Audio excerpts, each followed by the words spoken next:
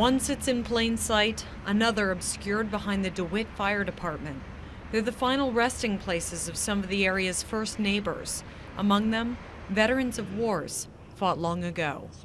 For the last 3 decades, the town of DeWitt has done the bare minimum to maintain its 3 long-abandoned cemeteries. We mow it, our Parks Department mows it, but for the most part, as you can see, the tombs are fallen down, cracked.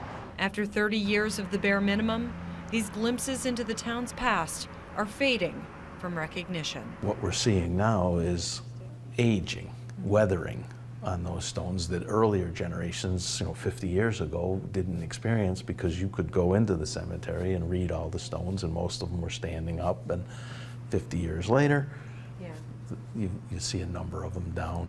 Now DeWitt's town board hopes to change that. I'd like to see something that is very historically appropriate and aesthetically pleasing. And again, something that pays the respect to previous generations and passes that on as something important for future generations.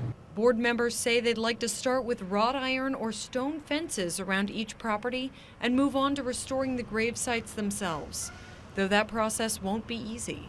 Under state law, the town has a few steps to take before such renovations can even take place. Noticing families, noticing former owners, posting in public newspapers prior to any actions that you would take. It could still be months before the board can begin to restore the Messina Springs, DeWitt, and North Orville cemeteries. But for now, the will is finally there to do more to preserve these historic sites. In DeWitt, I'm Kelly Cowan.